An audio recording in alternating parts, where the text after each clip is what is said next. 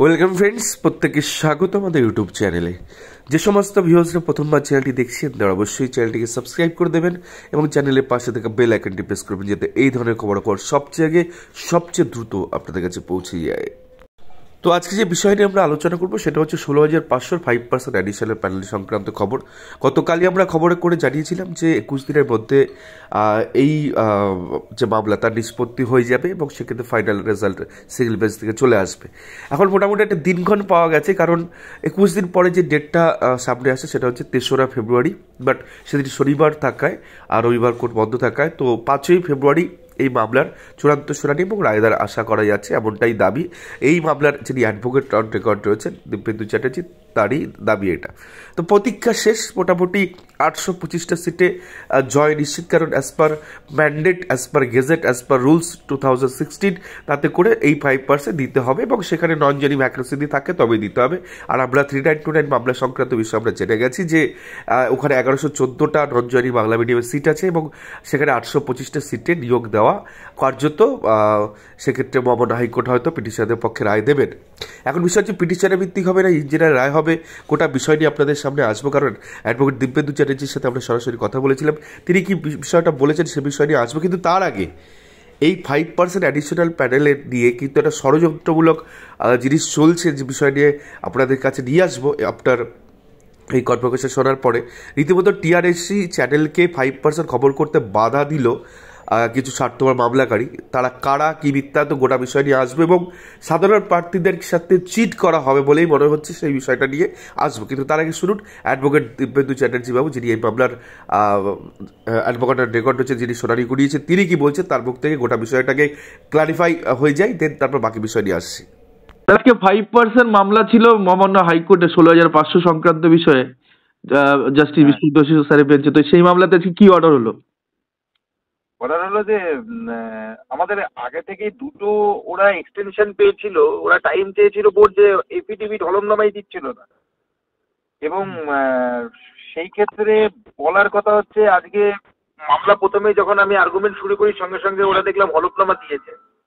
হ্যাঁ, হলফনামাতে একটাই বক্তব্য যা দেখলাম, হলফনামার যা কন্টেনশন, ওরা ওই Ali Hasan Mondal honourable supreme court of ইন্ডিয়ার ওরা একটা অ্যানেক্স করে বলেছে যে প্যানেল এক্সিস্টই করে না এবং তারপরে নো ফার্দার অ্যাপয়েন্টমেন্ট গিভিন, সেই প্যানেল থেকে কোনো রকম কোনো অ্যাপয়েন্টমেন্ট দেওয়া যাবে না। কিন্তু আমার কথা হচ্ছে, প্যানেলটা যদি এক্সপায়ারি হয়ে যায় তারপরেই কাজ শুরু হয়ে হচ্ছে 5% অ্যাডিশনাল প্যানেল, সেটা তো রুল সাব রুল 6 বলা আছে।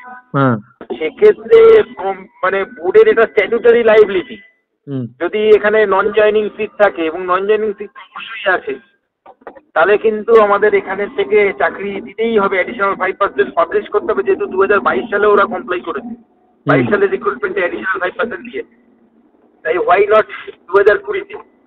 এখন দেখা যাক, এটা এখন একটা ভালো জিনিস দেখলাম, জাস্টিস ম্যান মামলাটাকে একেবারে ফর ফাইনাল ডিসপোজালে রেখেছে 3 ফেব্রুয়ারি। তো শনিবার পড়ছে, 5 ফেব্রুয়ারি হবে, কিন্তু ফর ফাইনাল ডিসপোজাল, ফাইনাল অর্ডারের জন্য রেখে। আচ্ছা, মানে ওই দিন ফাইনাল শুনানি হয়, ওই দিন ফাইনাল অর্ডার হয়ে যাবে, তাই তো? ফাইনাল অর্ডার হয়ে যাবে। এবং ওদের যে হলফনামা তাতে কিন্তু কোনো সদুত্তর নেই যে কোথায় কি নন জয়নিং ভ্যাকেন্সি বা কোথায় কি আছে, কিছুই বলেন। আচ্ছা, কিন্তু 3939 ম্যাটার চলাকালীন তো আমরা শুনেছিলাম 1114টা বাংলা মিডিয়ামে নন জয়নিং সিট ছিল। সেটা তো ওদেরই ডিক্লারেশন এবং ওটা তো অর্ডারে নোট করাই আছে, সেখান থেকে কি করে বেরিয়ে যাবে আমি। হ্যাঁ, এবং সেক্ষেত্রে বলতে পারে ক্যারি ফরওয়ার্ডের কথা বলেছে কিনা, আমাকে এপিডিবিটা আর ভালো করে দেখতে হবে। ক্যারি ফরওয়ার্ড তো মুখে বললে হবে না, ক্যারি ফরওয়ার্ডের নোটিফিকেশন বেরোয় সমস্ত কিছু, সেই ক্যারি ফরওয়ার্ড তো ধরুন 16,500 রিক্রুটমেন্ট তো 2014 টেট থেকে হয়েছে। যদি ক্যারি ফরওয়ার্ড হয় পরবর্তী নিয়োগের ক্ষেত্রে না দিয়ে, সেটা তো ভায়োলেশন অফ রুলস। আর ক্যারি ফরওয়ার্ডের সিস্টেম আছে, ক্যারি ফরওয়ার্ড করে নন জয়নিং সিটে। ক্যারি ফরওয়ার্ডের থেকে বড় কথা, ক্যারি ফরওয়ার্ড হচ্ছে যেটা সমান সংখ্যক অ্যাপয়েন্টমেন্ট লেটার ইস্যু হয়ে গেলে, সেই অ্যাপয়েন্টমেন্ট লেটার অনুযায়ী যদি কেউ জয়েন না করতে আসে, তখন সেই পোস্টটাকে বলে হচ্ছে রেজাল্টেড ভ্যাকেন্সি, সেইটাকে ক্যারি ফরওয়ার্ড করা যায়। আর যেটাতে কোনো রকম কোনো নন জয়নিং তারা পার্টিসিপেটই করেনি, তাদের কোনো রকম কোনো কিছু আসেইনি, কিন্তু কাউন্সেলিংয়েই আসেনি, সেই লোকগুলোর ক্ষেত্রে ক্যারি ফরওয়ার্ড না হয়ে বরং ওয়েটিং লিস্ট থেকে নেওয়া উচিত 5% অ্যাডিশনাল প্যানেল। এটা একেবারেই সাবমিশনের দরজার ব্যাপার, দেখা যাক কি। আচ্ছা, বলছি এক্ষেত্রে পিটিশনার ভিত্তিক কিছু হওয়ার সম্ভাবনা আছে? সেটা দেখা যাক পিটিশনের ভিত্তিক, কারণ একটা মেন কথা হচ্ছে নর্থ চব্বিশ পরগনার ডিস্ট্রিক্ট ডিপিএসসির মামলা দেখেছি এবং আমি নিজে করেছি, সঙ্গে মালদাও দেখেছি এবং আমাদের হাওড়া ডিস্ট্রিক্ট দেখেছি। অনারেবল কোর্ট কিন্তু মাঝে মধ্যেই এই ডিসিশন নিয়ে থাকে যে কাট অফ ডেটের মধ্যে যারা মামলা ফাইল করেছে তারা আসবে। সেক্ষেত্রে যদি হাইকোর্ট এরকম ডিসিশন নিয়ে থাকে বা যদি নেয়, তাহলে তো কাট অফ ডেটের মধ্যে যারা মামলা ফাইল করেছে তাদেরটা বিচার্য হবে। দেখা যাক, ঠিক আছে, বলা যাচ্ছে না কিছু, আবার হতে ইন জেনারেল হতে পারে, আবার পিটিশনার ভিত্তিক রায় হতে পারে। এটা কোর্টের ডিসকাশন। মোটামুটি এটুকু নিশ্চিত হয়ে গেছে যে 5 জানুয়ারি 5 ফেব্রুয়ারি মামলাটার ফাইনাল শুনানি বা ডিসপোজাল একটা ভার্ডিক্ট হতে পারে, অবশ্যই হতে পারে।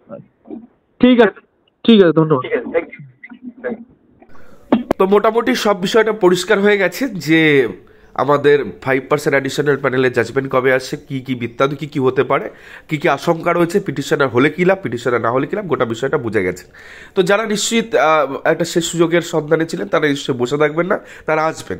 এবং এখানে যে ঘটনাটা ঘটেছে, কালকে যখন হিয়ারিংটা চলে তারপরে একটা ফোন আমাদের কাছে আসে এবং আমাদেরকে এই চ্যানেলে, টিআরইসি সংক্রান্ত চ্যানেলে, প্রাইমারি নিউজ চ্যানেলে যাতে 5% 16,500 নিয়ে যাতে খবর না করা হয়, তেমনটাই কিন্তু বার্তা যারা মামলাকারী তাদের পক্ষ থেকে আসে। না, পিটিশনের সংখ্যা বেড়ে গেলে এখানে কিন্তু মূল মামলায় যারা আছে তাদের চাকরি হবে না, এমনটাই তাদের দাবি। অর্থাৎ তারা আশঙ্কা করছেন যে পিটিশনের ভিত্তিক হতে চলেছে এবং খবরটাতে বাইরে লিক না হয়। এবার যেটা লাইভ স্ট্রিমিং হচ্ছে সে খবরটা আমরা না করে কি করে থাকবো।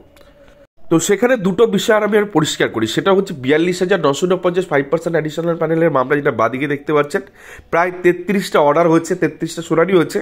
আর একটা 16,500 5% মামলা, যেখানে মাত্র দুটো হিয়ারিং হয়েছে বা আগামীকাল এটা ধরলে 3টে হিয়ারিং হয়েছে। এবং এই দুটোর মধ্যে ডিফারেন্সটা কোথায়, যেখানে 2022-এ রাকেশ মণ্ডল যে মামলা 42 মামলা, যেটা টিআরইসি থেকে মামলাটা দায়ের করা, এটা অস্বীকার করার জায়গা নেই। এবং সেখানে প্রায় 33টি মামলা টিআরইসি এই জায়গায় প্রায় সিনিয়র অ্যাডভোকেট বিকাশের ভট্টাচার্যকে তিনি টিআরইসি দাঁড় করিয়েছিল প্রায় 6 থেকে 7 বার। একটা মোস্ট অফ টাকা পয়সা এখানে খরচ হয়েছে। এবার এই মামলায় মূল পিটিশনার 80 জন ছিল এবং সেখানে অধিকাংশই নেক্সট রিক্রুটমেন্টে চাকরি পেয়ে গেছে, মানে 22-এ রিক্রুটমেন্টে চাকরি পেয়ে গেছে।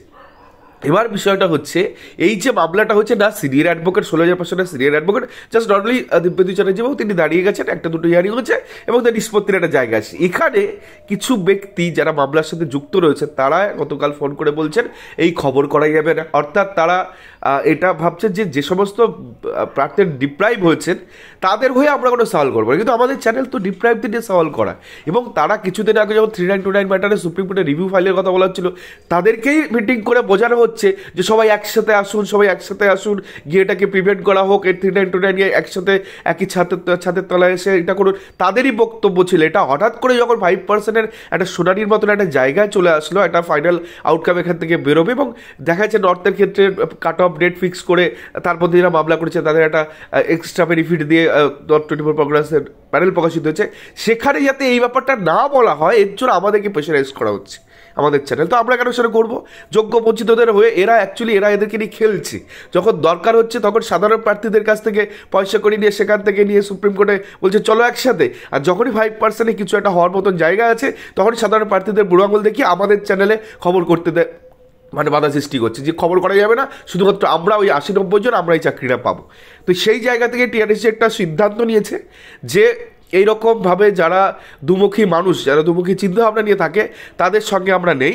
তো যারা এই মামলা সরাসরি ডাইরেক্ট একই অ্যাডভোকেট দিয়ে পিটিশনার হতে চান, সরাসরি এই উত্তরবঙ্গের ক্ষেত্রে এই নাম্বার, দক্ষিণবঙ্গের ক্ষেত্রে এই নাম্বার, পশ্চিমবঙ্গের ক্ষেত্রে এই নাম্বার, পূর্ববঙ্গের ক্ষেত্রে এই নাম্বার, তারা সরাসরি এই যে গ্রুপটা দেখতে পাচ্ছেন অথেন্টিক ভেরিফাইড গ্রুপ, এখানে আসুন, আমরা ব্যবস্থা করব যাতে এটার সাথে যুক্ত থাকা যায়। এবং নিচের ডেসক্রিপশনে একটা লিঙ্ক আছে, সেখানে যুক্ত হয়ে যান, তাহলে সরাসরি আমাদের সাথে যুক্ত হতে পারবেন। ধন্যবাদ সকলকে, ভালো থাকবে, সুস্থ থাকবে।